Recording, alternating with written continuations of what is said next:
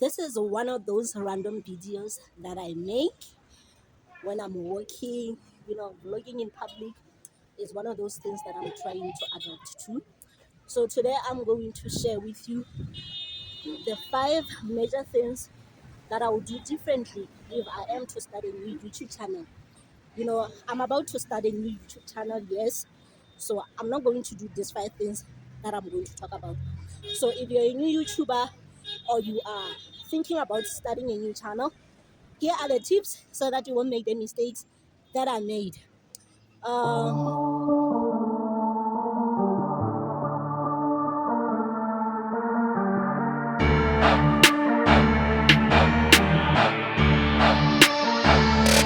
hello. Sanbonani. Yes, I've been in this journey.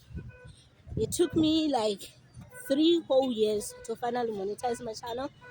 So these are the mistakes that I noticed that I made. So I'm going to share with you so that you avoid doing the same mistakes yourself. Number one, the first one, you need to choose a niche. You need to select one specific topic that you know you are good at. You need to make sure that you stick with it. This thing of just being there all over, recording about almost everything, you know, it does us no good. But if you happen to choose a niche and people know specifically that when we visit the channel, this is what we're going to meet, most definitely those people are going to stay. They're going to stay with your channel. The second thing that I would like to share with you is this one of sharing your channel link. This one of sharing your channel link with people, either to subscribe or to watch your videos. Yes, it might look like a good thing in the beginning when you're starting.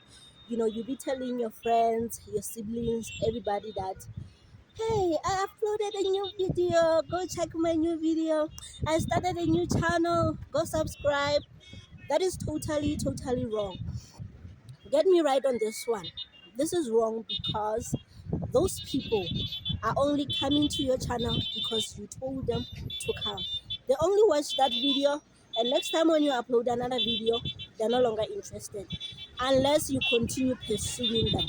So the best thing to do is just upload, let the algorithm choose the audience for you, and you grow from there.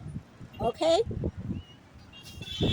The third one, you need to stop watching your own videos. This one I used to do it like every day.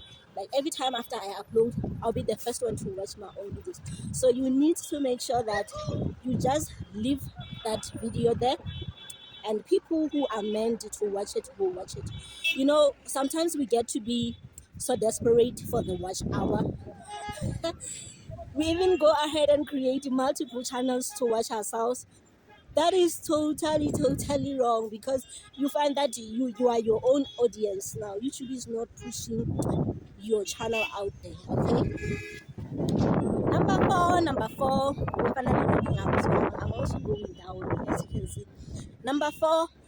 My number four advice is that you need to stop deleting those videos. Sometimes you can upload a video, and when you see that that video is not performing well, you go ahead and delete it. That is so wrong. That is so wrong. Deleting your videos only makes you to put you in a shadow ban. You will be uploading and you won't be getting views, you won't be getting subscribers, just because you keep on uploading your old videos. Just let them be there. If you don't want them to appear, unlist them or just make them private. Yeah, just make them private or unlist them. No more deleting, guys. Those videos are there to help you recap, so that you see where you're from or where you at. They're good, though when you look at them sometimes you'll be judgmental and somehow, but make sure that you don't delete them. The last one is stay consistent. Stop taking those long breaks, because when you come back, you're going to start from scratch. I hope you find this video useful. See you in my next videos. And if you haven't subscribed yet, go ahead, subscribe, like the video, and let me know what you think in the comment section. Goodbye.